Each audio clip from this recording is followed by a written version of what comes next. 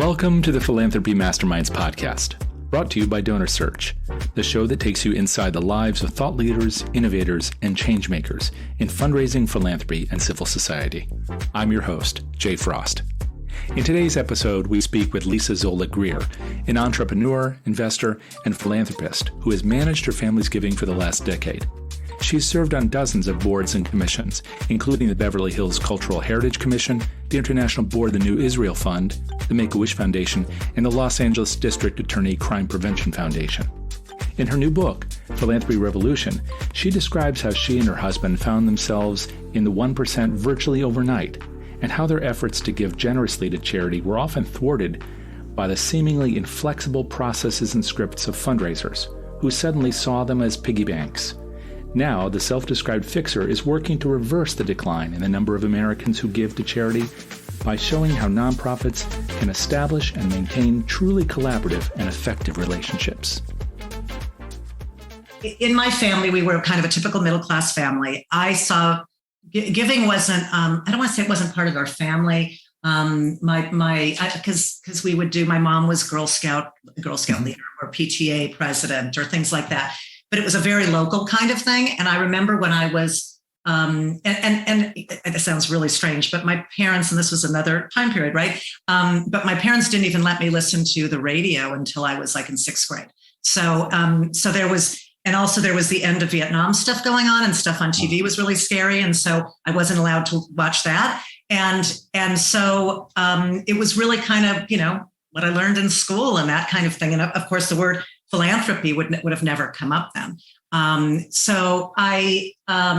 I knew that my father his father had been a member of B'nai B'rith, and I saw signs somewhere, and I kind of knew that they did some good stuff. But that's kind of all I knew. And then when I was about, I guess when I was about sixth grade, I started hearing about, the way they used to say, the starving children in Africa, and things like that in India.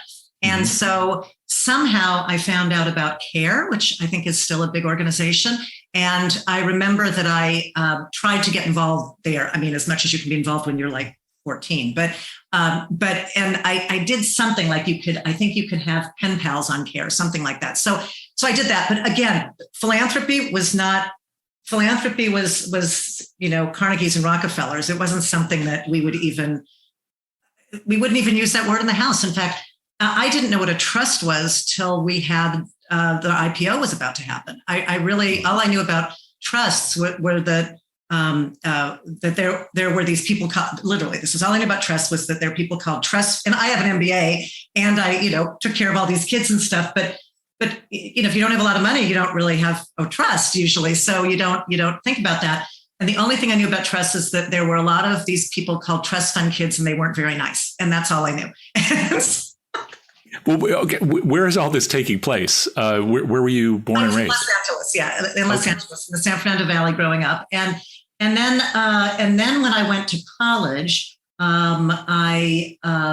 it still was. It was all very kind of school related and that kind of thing. And when I went to college, I was in a sorority, and as most sororities and fraternities have, we had a nonprofit that we were connected with. This one was called the Amy Karen Foundation, which does something nice in Israel. I have no idea what it is. Actually, I kind of looked it up, and I think it might exist or might have morphed into something else. And so we were told to raise money for something good in Israel, which is about all we knew. And so, we did like whatever, bake sales or something for that. And then, and again, as I had children in my mid 20s, I would do things for the school. So, and then and then it was interesting because I was PTA president myself. I was on something called the School Site Council, got involved in a lot of that stuff because maybe it's because my mom did it. I just thought it was the right thing to do. But then because I kind of was born with a business mind, which my father thought was very strange because girls weren't really supposed to have that then. He didn't quite understand that. But I would realize, well, wait, they're spending all this time on these bake sales when they could make so much money if they did, this instead or that instead, or they would do a penny drive, or they would do whatever. And it was great. But I'm like, you guys, you're doing the same thing. You've been doing the same thing for 20, 30, 40 years. Maybe we should try and do it a different way. And they just didn't see it. And so I was always the person saying, no, there's a better way. And also when I was in college, I was able to, see other kinds of fundraising that was going on campus. But that was my experience. That was it. And again, the word philanthropy, just not a word that we used in the house. It wasn't a bad word. It just wasn't us. It was like saying, I don't know, aliens on the moon, or so. We just didn't discuss that. And so it wasn't a concept. Yeah. It wasn't a concept. It was something for other people. That's kind of what it was. Volunteering. I did a lot of volunteering, and a lot in college. I was from my first day at UCLA. I joined a volunteer organization that raised. We actually had money. We had an endowment to subsidize tickets for kids for students in the school to be able to go to the major performing arts performances that we had on campus.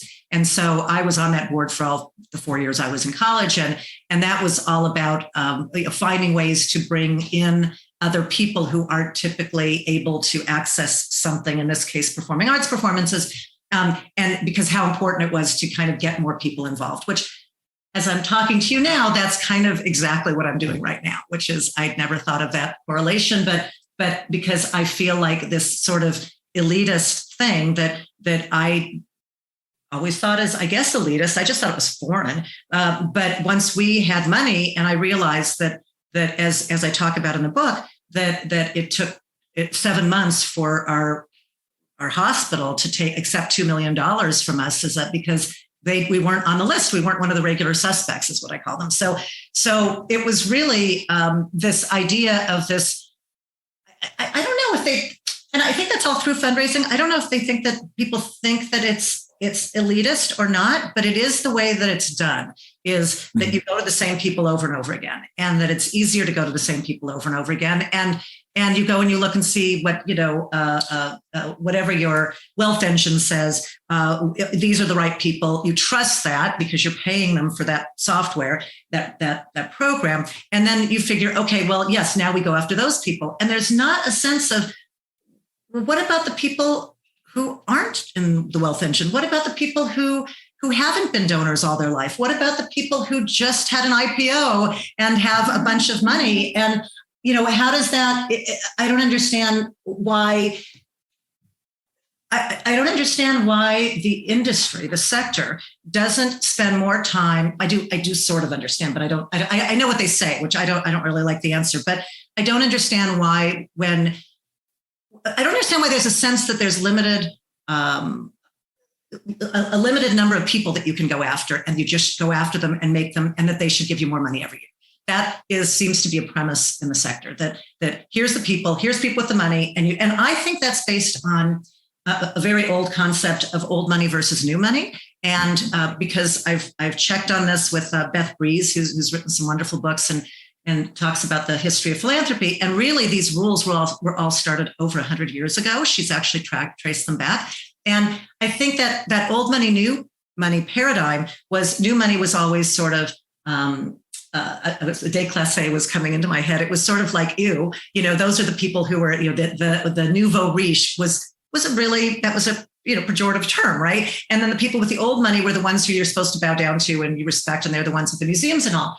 Well, first of all, that is elitist almost by definition, but that's changed now, and it's completely different. The people who get the respect and have a lot of the money are the people who you would have called nouveau riche, but people don't say that term anymore. But those are the people who Esther Choi, who teaches at Kellogg, has I don't know, she coined the term, or she just uses it a lot, as FGW, which is first generation wealthy. And right now, 60% of the donors or wealthy people in the United States are first generation wealthy, which means by definition, they would have been called nouveau riche in the old parlance. And so the idea, though, that but the functionality that we use in the sector now is still focused on not those people. It's focused on the old money people, and the old money people.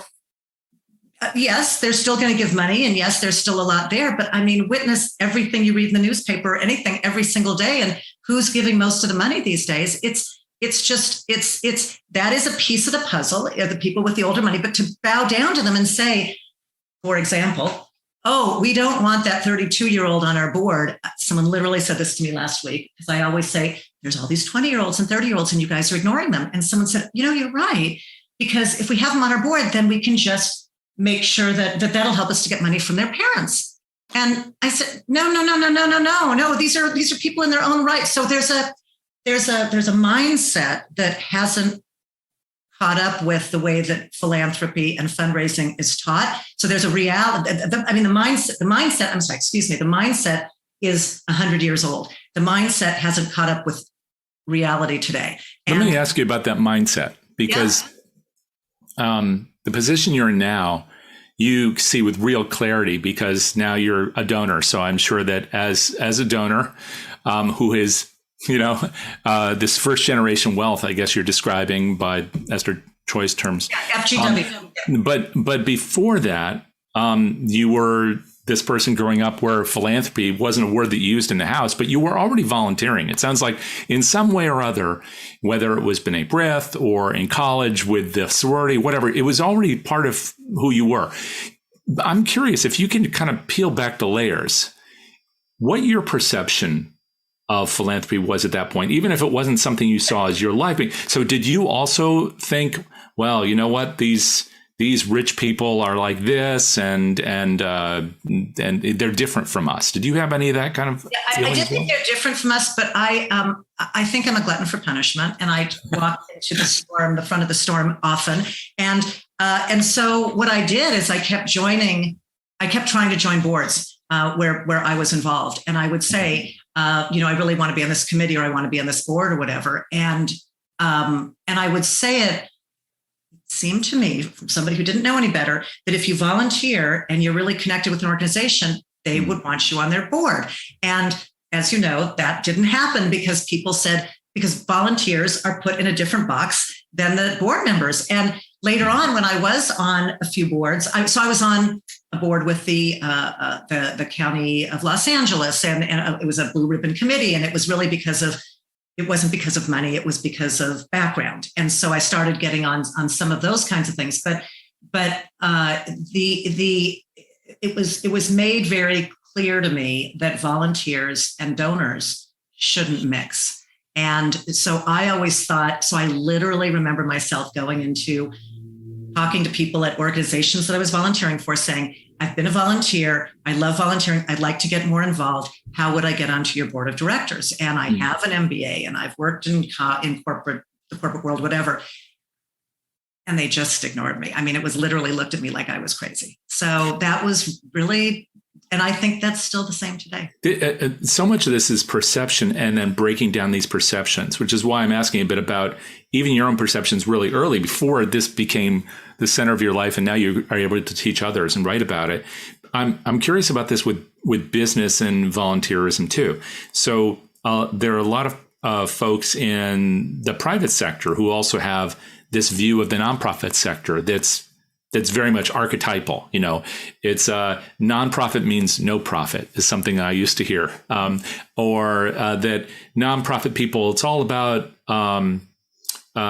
just giving away your time, and it's all about bleeding hearts, kind of these negative perceptions. So I'm wondering, as you were coming up, you were, as you said, you had an MBA, you were in business. That's why you were doing all these amazing things.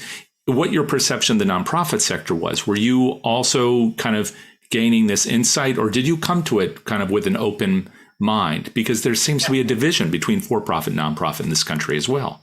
Yeah, I didn't have any. I did think, again, most of my life, I was not a person with, these kinds of means, and I wasn't involved in this. So it's only been 10 years, but I did not think that.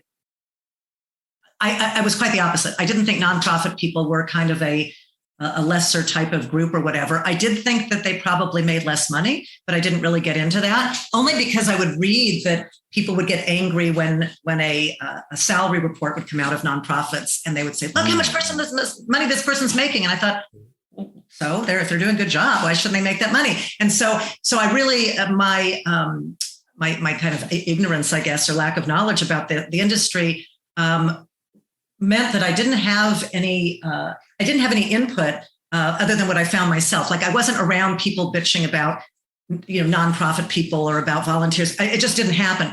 So, but I also thought that, so there were no negative preconceived notions about nonprofits. In fact, I actually felt like those were all the good people.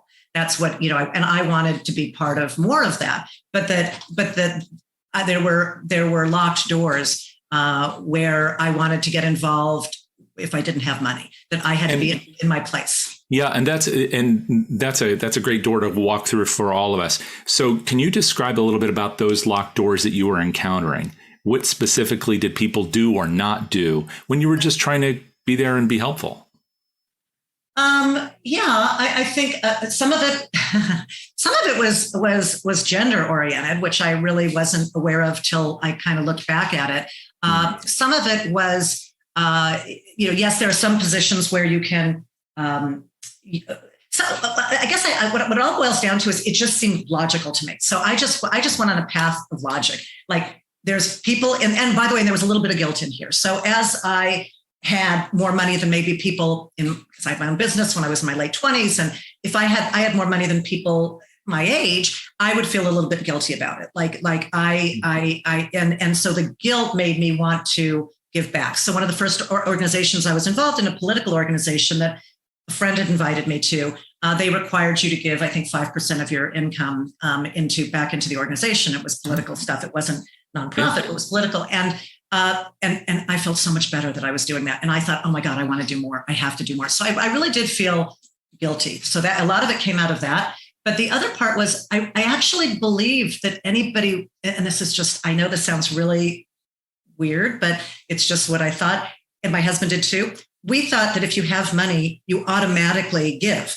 We didn't think that there was anybody that didn't. So when we first had money and we called our business manager and I said, can you just give me? Because there's not a handbook of how to give. I mean, a lot of this stuff you have to figure out. I didn't know that. I didn't know that. In fact, we just talked to someone the other day saying that we really should create a glossary of terms. And I might put this in my next book because I didn't know that a development person or an advancement person meant they were the fundraiser. How would I know that? I didn't know that if somebody, I didn't really understand how endowments work. I didn't know what a chair was. I didn't know that if you make a commitment to somebody of a large amount of money, that you can pay that over time. I didn't know that, and that you should suggest it. And the nonprofits aren't going to say, well, hey, instead of giving it all to us now, why don't you do it over 5 years? They weren't going to say that to me. So I had to learn that on my own. I didn't know how to do the quid pro quo thing with somebody says, oh, I'm sponsoring your charity event that you're involved in, and therefore you do this for mine. I didn't know what amount that should be. I didn't know what's a big amount, what's a little amount. Because if it's too little, then I'm going to look like a jerk. And if it's too much, it's going to look obnoxious. So I didn't know when, and this is also in the book, when I gave money to our kids' school and I thought about it and I thought, and again, this was not, I don't know, people are just born with this. I don't know, but it as a sentient being who is aware of the world around them, I don't see how people cannot give. And when we first had money, I called my business manager and I said, can you just give me some of the information? She handles a lot of entertainment clients. And I said, what percentage of their income do most people give? And she said, oh, Lisa. And I said, what? And she said, most of them don't.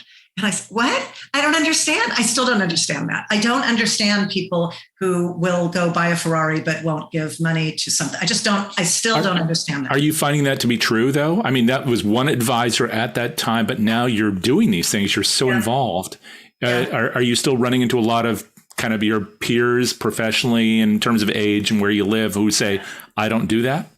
Yeah, yes. And it makes me very, very sad. I think that I've kind of made my world, encircled myself with people who are the type of person who wants to give, because those are the kind of people I want to have dinner with, or whatever, be on a Zoom call with. But when you look at what's the number now, $160 billion in DAFs, this is why I have kind of a contrarian opinion on this. A lot of people say, well, those are people who they just want to get the tax benefit. And then they just want to, they don't want to give to anything. They just want to take the tax benefit and let it go. And I don't believe that's the case. And this is because I had a DAF because my daughter's friend's dad happened to be on a DAF board and told me about it. Otherwise, I would have had no idea what it was. And so I believe that a whole lot of those people are people who have had have had no interaction or no positive interaction with a fundraiser and or are just intimidated by it. And so it's easier to put the money in a donor advised fund and say,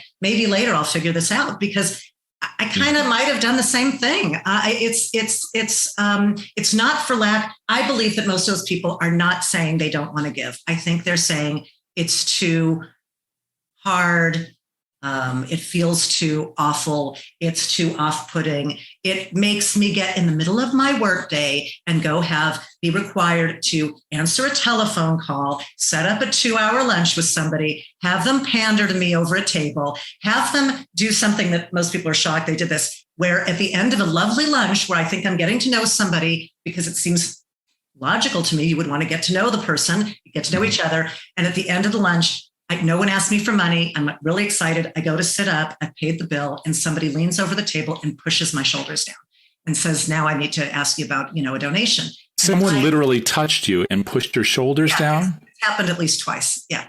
And it's really, I had one guy, I had an event at our house, and I spent a lot of money on events. We've had over 200 events at our home. We just had one yesterday. Now we're starting to do them again. And and I spend usually $1,000, $1,500. Plus I have a mailing list I've curated over many years of people who will come and either give or know somebody who will give. And we have an event, and we, have really nice hors d'oeuvres and food and wine and that whole thing. And I had this one thing happen, and it's happened. This one was the worst, and then afterwards, the guy says, "Can I have some of your scotch?" And it was, we was at a bar and we weren't serving scotch, but whatever. I said, "Okay, fine." It was the end of the thing. And he wouldn't leave. And he told us he wouldn't leave until we gave him a check. And I just couldn't believe it. And so what did you do? I don't think I gave it to him. I got upset, and I'm still upset. It's been several years. And now when I ever see his name, I get upset. But I have had other people who they were like, "Well, what is your contribution?" And I was like, "I just gave you an event with 50 people that I just spent all this money out of my pocket on. Don't you see that as a contribution?" And this is sort of that narrow-mindedness in the sector that I don't know if it's old school or narrow-mindedness or both, but it's this idea of, if I don't get, quote, a check, which is silly because a lot of this isn't checks anymore, but if I don't get a check from you, then I haven't done my job. And I realized that, so despite me saying, "Wait a minute, I can exponentially help you. It can be more than me giving you a check, because I'm going to have an event with all these other people. And that's going to expand the area, the numbers of people that know about you and that think that you do great stuff." But I can't tell you how many people don't see it that way. They see it as, I think, now it just occurred to me that I think a lot of them say, "Yeah, Lisa likes to have these events and invite these other people over. But, and if you do a good job, she'll give you a check, but she's not going to give you a check if you don't." And by the way, I don't give checks anyway. But this is not all you do. I mean, for those who are listening for the first time, haven't read your work, don't know your life story, which is why I started by talking about your childhood with you, that you don't just hold events. So if that's a perception, that's a misperception too. A lot of what you talk about in the book, and you're sharing a little bit of that now, is the way people make these massive assumptions about other people, which is so awful in life in general. But it's also potentially very damaging to this work that we all do. And I know that you're introducing that a bit, but would you mind going back? I know you've told the story before, but going back to that first instance. I mean, you described this almost like going from clipping coupons to suddenly, being in a position where you decided, well, then we'll give. And that was new for you. Yes. And then you had your first events. I think Hillcrest is one you talk about here. Can you revisit that so people have a picture of how off-putting this can be? Yeah. So I was, there's two stories that I want to tell that are both shocking. But so I was going to be, I was involved in actually the donor advice fund I mentioned earlier. I was invited to have a donor advice fund. I was then, because they knew I found out I had money, I was then asked to be on the board. So for 6 years, I was on the board of our community foundation, and that has a large $1 billion-ish donor advice fund pool. Okay. And but my rabbi said to me, you need to give to the Jewish Federation. If you're involved in the Jewish community, you need to. And my kids were in Jewish nursery school, I think, at that point, the little ones. And I said, okay. And I think I might have been on the board in a marketing position or something at that point. And so she said, if you want to play the game in Los Angeles, if you want to be part of, knowing the right people, or really, being known as an actual member of this community, you need to give them a decent size contribution. So I said, okay. So I believed that. And so I gave them and I'm going to tell real numbers this one. I don't know if I do this in the book, but so I thought, I don't know how much to give based on like what I talked about before. I just didn't know what was right. But I thought, okay, I looked at the different levels and I said, all right, I'm going to do $25,000. So, which was a lot of money, but I gave a $25,000 contribution. And I thought, okay, surely that's enough that I'm done. And so that was in November. So 2 months later, it was February. So so almost 3 months later. Well, since then, right after we found that we had money, my husband had been wanting to golf forever. He was always working too hard. He'd golf on the weekends, and he wanted to join a country club. So we decided that we wanted to. We ended up joining Hillcrest Country Club, and which was something I thought I'd never do in my whole life, because again, I thought other people did that, but it's turned out to be great. But at Hillcrest, they were hosting the Jewish Federation's annual event, which they've done since like 1920. So it's a regular thing. It's the only charity event that they host. And so Josh and I, of course, went to the event.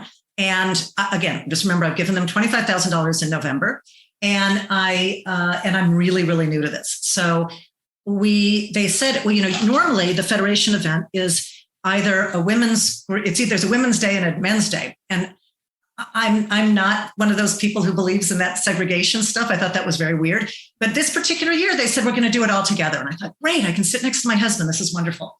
So we go to the event, and I asked earlier, I said, gosh, I don't know if I'll know anybody who's at my table. So I asked somebody who from the board or whatever, and they said, oh, actually, you're sitting at one of the front tables next to the man who is the head of the Jewish Community Foundation. And I thought, oh my God, that's like so exciting. I've seen the guy across the room, but that must be what they do for new donors, I guess.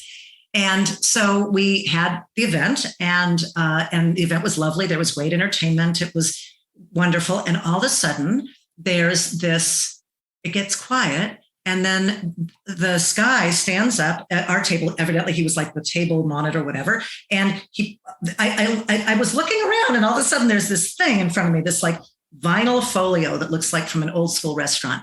And it's sitting in front of me. And there's another one in front of Josh. And I thought, okay, so I guess they're going to ask me for something. That looked like money, because it looked like where you pay your bill at a restaurant, and some money thing. And they open it, and he says, now it's time to open it up. We're all going to open up at the same time. And he opens it up, and he says, now here, and it was this like old kind of like I don't even know how to describe it. It was almost hand typed kind of machine, like you would do an old school audit or something like that. It said $25,000 at the top. It had various lines on it, and it said whatever the year was, contribution, which was the previous year, and it said 25,000. That's all it said. It had my name at the top. Josh had one that had his name at the top. They were separate. They'd separated us now, and his also said $25,000. And the man looked at me, and I said, I've already given. And he said, oh no, that was last year. And you need to give a larger amount. So here's your pen. He gave me a pen, and he stood over my shoulder, and he said, you need to write in a larger amount. And I thought I was, as many times this happens to me a lot since we've had money, I thought I was in an alien world. I didn't know. I just had been transported to some crazy person place. I had no idea, like, how could that be? And I said, but I gave to you. Nope, that was last year. You need to do this. And I didn't know what to do. Josh didn't know what to do. It was awful. And I think I didn't write anything. And I said, can we talk about it later or something like that? And somehow got through the dinner and thought, I don't know what just happened and why. And I still, so I keep thinking, if I hadn't been such a glutton for punishment and actually curious about this whole thing, I might have stopped at that point and just put the money in a donor advice fund and said, I'm going on with my life. I can't deal with this. And I think that happens every day. And I think that probably every hour, maybe every minute of a day, somebody goes through some version of that and says, I can't be part of this. This is an alien world. This is not this. There's no connection between what happened in that moment and impact or doing good in the world. I saw no connection. I still don't. Now, I know it's hard to read people's minds and hearts, but what do you imagine was in their minds when they thought they could just present an invoice to you? That I would just pay it because I'm in a country club, I'm, Jewish, and that I would just do it. Oh, I'm certain they did that. I like you said it before, it was an assumption. There's an assumption that if you have money and somebody is over your shoulder saying, give more, you will just do it. And I do believe that in the Jewish community specifically, there is a whole lot of guilt involved in giving. And there has been that guilt involved in giving because a long time ago, 3 generations ago, 2 generations ago, there was a lot of Holocaust guilt, and we have to come together and we've got to help people. And that's what we do. And so people gave, I think, for maybe a slightly different reason. It was a reason because of a point in time. And that continued through that generation and the next generation.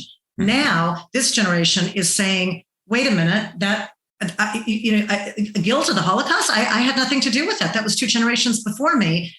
Yes, I study it. Yes, it's important to know, but there's not a correlation between that and you have to give money. And so I believe that at least in the Jewish community, that the old school people gave money out of guilt. I think that is why a lot of it happened. And that is not a piece of what's happening today.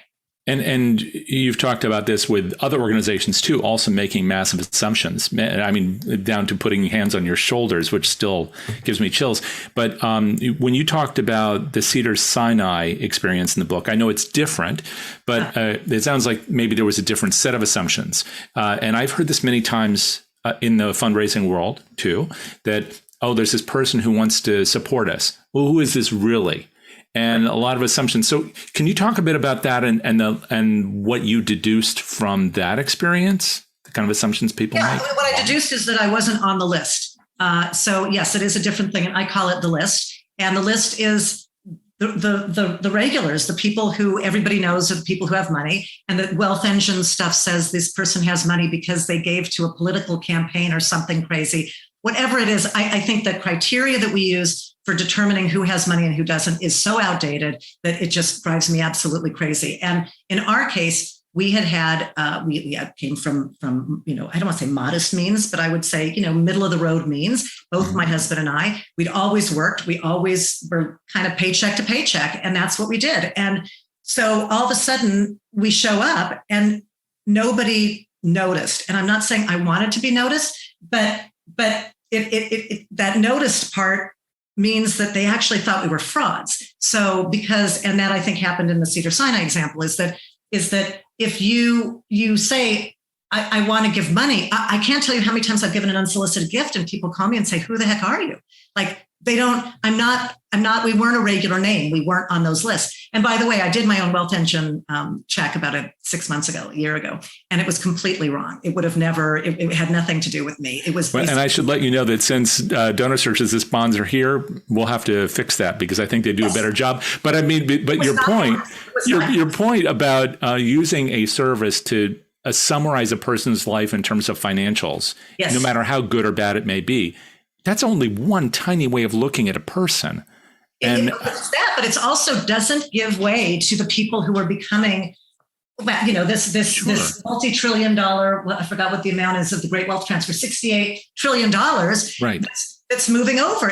How long is that going to take till somebody realizes these people have money? And I hear stories. I heard a story last night at this event that we had about somebody who really was trying to give money and couldn't do it. In my case, for your listeners who haven't read the book, maybe it took 7 months for Cedars-Sinai to accept $2 million from me because they didn't believe that we really had the money and that we were for real because we weren't on those lists. And so the way that I see it being done today with most fundraising is that you have your lists and you go by the list and somebody puts together this list. And so I really believe that is arcane. I think there's a piece of that you might want to save, but most of it you might want to change because there's a whole lot of people out there like me and a whole lot of people who have way more money than me. And there's new ones being minted every single day and they're not showing up anywhere. So that is a scandal, I think, for the fundraising community and a really just an awful piece of it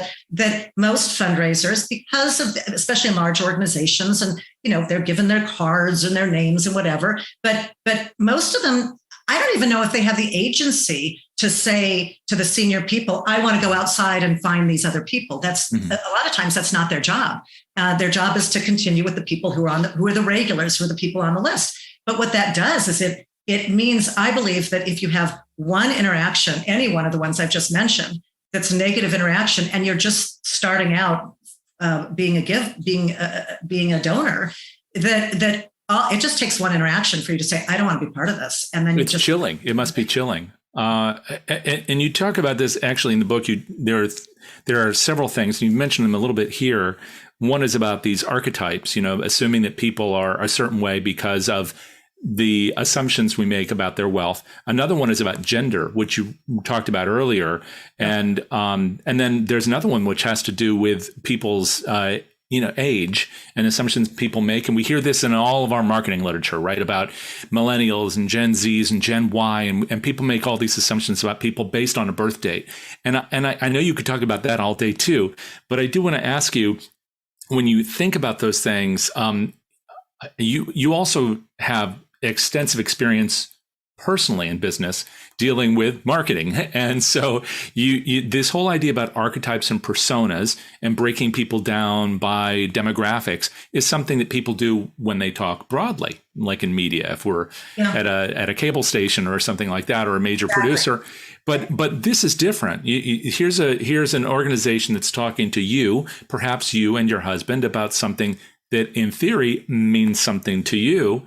And they're still talking to you like you're, I don't know, a certain persona, like they've made up. That's right. And how do you get past that? Yeah, it's very, it's hard to get past it. I just, in the reason I wrote my book and the work that I do all day long now is because I can't get past it without making change. And so I'm trying very, very hard to bring this message to people so they realize that there's a huge amount of money being left on the table and a huge number of people who aren't going to think positively about giving because as much as they want to, it's just too hard. And, one of those examples is where somebody, there's a story in the book about this 20-something-year-old woman who was part of something called Resource Generation, and which my older kids are involved in. And it's literally large numbers of people who have, in most cases, $1 million or more, who are between the ages of 21 and 35. Most fundraisers I've talked to have no idea that this organization exists, and it's existed for at least a decade, if not more. So that already is strange. And then when I tell people about it, they say, "Oh, that's interesting," but then, we don't have time. We have to focus on, what I call it, the usual suspects, meaning those. In many cases, I call it sort of the 10 old white guys who've basically been funding these organizations and these institutions for years. And they don't realize that is easier. It might be easier to go to those guys and ask for a little bit more money, but you are then knocking out. That's like kicking a can down the road and realizing that the axe is going to fall really soon, because as soon as those guys are gone, all these younger people are going to say, wait a minute, you treated me like crap before, so why am I going to join your party? And so that's weird. But I do think that, the one story from the book is that this girl from Resource Generation goes to she works at, was it Facebook or Google? She goes to a nonprofit fair. It's like a job fair. And she goes into this big room, and like a job fair where there's different booths and there's different people. And she's done her research before to see who was there and who she was interested in. She finds an organization that she studies, and this is a millennial type person, possibly Gen Z, I think it's millennial. And she finds an organization she's interested in, and she happens to be, not only is she wealthy because of her Google or Facebook, whatever it is, stock, but she's also independently wealthy. I mean, from her family, she has family wealth. And she goes up to this woman at this booth and she says, I've done some research. And she introduces herself and she said, I'd like very much to talk to you or whoever the right person is about joining your board. And the woman looked at her and said, how could you at your age possibly have anything that you could contribute to our board of directors? And we're doing that stuff often, and that's awful. It's shooting ourselves in the foot. And not just at that one individual organization or with that one donor, although that's profound already, because I'm sure that even with all the confidence and all the resources she has, that hurts. Yeah. She's a person. But beyond that, it hurts the sector. And I know you talk about that also. You kind of bring us into these great examples from your life and from others, but then you talk about this writ large. What's the potential impact in the sector? And you highlight two things which I find really fascinating. One is the problem we have with what fundraisers call donor retention, really keeping our friends in our, close to us. And the other is about a donor acquisition, or in other words, being able to welcome new people who care about the same things we do. And the reason why I'm redefining that even in our audience is because I think sometimes when we use these terms, we use them for efficiency. But what inadvertently happens is we start talking about people like they're not people anymore. But anyway, friends and friends, new friends, old friends, all of whom are friends. But if we keep treating people that way, we potentially hurt the sector as a whole. That's and right. so we're doing that every day. And every person, every miss, every bad, every time somebody insists on a telephone call with a 30-year-old who works at Facebook, they don't use the telephone. If anybody, I'm sure people listening have kids or millennials, it's not something they do, and say, we need you we have to meet you in person for you to give. It's going to be like a computer, old school, like a computer, like in a cartoon saying, does not compute. And they're just going to say, I'm out of here. I'm not going to have these conversations anymore. I can give the money to my cat. I can give it to whatever it is. Right? And so what I really think is that this assumption thing is honestly shooting ourselves in the foot in terms of growth of the sector, in terms of retention of people, in terms of making sure that there is a constant flow of new donors coming in. And then to have this thing where you tell a donor who doesn't know the rules, like I didn't, all of a sudden that they are expected to be an annual donor. Nobody tells us that. We didn't know that. And I didn't sign up for that. So when somebody comes to me and just assumes, well, it's next year, could you increase, that's what they say, could you increase your gift this year? And I think, I didn't say I was going to give you a gift this year. Why are you asking me to increase my gift? We never had that conversation. Or people who assume that I like to be thanked, with big giant, brouhaha thing. And I don't need that. Or they think that they have to sit down and write thank you notes. And I'm just happier. I'd rather have, I've talked to this with a lot of people in the industry, but I would rather somebody just says thank you in a quick email the next day or the day after that than that I wait a month for a pretty letter. That's me. Other people are going to have different preferences, but I really do feel you really hit something when you said that that people feel like they're really inanimate objects. And I kind of feel like as a donor that, and none of this is just me. All of this stuff I've checked out with lots and lots of other donors, and people have all had these same situations happen. But I really do feel like fundraisers would prefer that a donor is a piggy bank. And maybe those piggy banks have different colors based on their age group. But whatever that is, the piggy bank, they would prefer to work with a piggy bank because a piggy bank is filled with money and it's an inanimate object. It won't talk back. And you just, and it is what it is. There's no assumptions to be had. And you can smash the piggy bank and run with your money, the end. And gosh, nobody wants to feel that way. And everybody, in my opinion, is a donor or has been a donor at some point, regardless of your means. Nobody wants to feel that way. When you talk about these things, what really hits me is that it's like it must be born out of something like fear or discomfort with money itself. Because most people, well, and you talk about this in the book as well, most people who have some means, however we want to define that today, didn't always have them. There's some inherited wealth, but that's always a small fraction of the high net worth individual, whatever we want to call that cohort. Most people, through luck, intelligence, hard work, some combination of things, make their money. And that's so they're learning how to contend with that in the same way you've been describing for us. I wonder if maybe the lack of that experience at many of these nonprofits is also causing them to make a lot of assumptions, which are unintentionally harming their ability to welcome new friends in and fund all these missions. Yep. How do we get them to be more comfortable too? How do we help both donors and organizations to start getting comfortable with talking about money? Yeah. So, and that is an issue. And in fact, I was astonished when I found a stat that 83% or 85% of fundraisers are uncomfortable, have some level of discomfort about asking a donor or even mentioning operational costs and overhead. And I thought, like, I don't understand that. Like, why are they uncomfortable about that? They know that.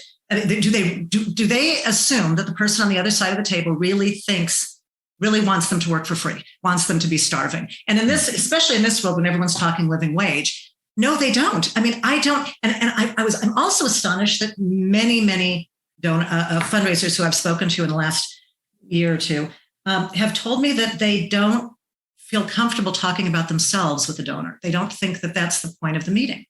And I say to them, no. First of all, everybody's a donor and everybody has feelings and we're all humans. And think about how you would feel when you talk to the other person and think about yourself as a donor. And then people will say to me, I'm not a donor. I don't have all this money. Yes, you are a donor. At some point you have given some money for a PTA or an extra coat or whatever it is. Amount of money in this context doesn't matter. It matters that you are a donor. And so the first thing I think that breaks through to them, and this is a really big piece of what I do and what I want to do more of, is have them realize that they're not talking to a different breed of people, that person is that we're all human beings. We all have feelings and we've all given something at some point. And if you start with that, and then you say, whatever you say, you think, if someone said that to me, how would I feel? How would I react? And I tell people, just mirror that. Just send it back to yourself. If you're sending an email, read it as if it's coming to you and tell me if you'd open it. Tell me how you would feel. And so, but I have had people say, well, no, the donors don't care how I feel. And I think that's really, really sad. And so I say to them, and this is kind of my new methodology that I've created for this whole thing, is that really, as a donor, I don't want to know that you're the 18-month person going through nonprofits one at a time just to grab some money, make some calls, and go on to the next one. I want to know that you have an absolute authentic passion for what you do, that you think this is really important work, and why. And why are you working in the nonprofit space? And once I hear that, most of the time, I'm going to offer you money. You don't even have to ask me, because that passion is so important. But I was astonished when I talked to several people recently who said, I don't think it's appropriate for me to talk about myself. The donor doesn't want to know. And I said, no. This is about a relationship. You can't have a relationship if you're not part of it. That's not a relationship. That's just using a word. And so it is a transaction if you just say, this is what I have to sell, please buy it. That's not what people want. People want to know, I and most donors, and I saw it last night at this event we had at our home, most donors are going to be energized and interested based on the passion of the person they're speaking to. So whoever in the world of teaching fundraising told fundraisers, no, the other person only wants to hear about them. They want to be pandered to. They don't care about you. They're wrong. And I'm just going to stand up and say that they are absolutely wrong, because this is just, it's just not human nature. It's contrary to human nature. You're doing a lot of teaching in this now, really, in lots of different ways. You talk to several nonprofits a day. You've got the book. You'll be doing other things, probably more books, I hope.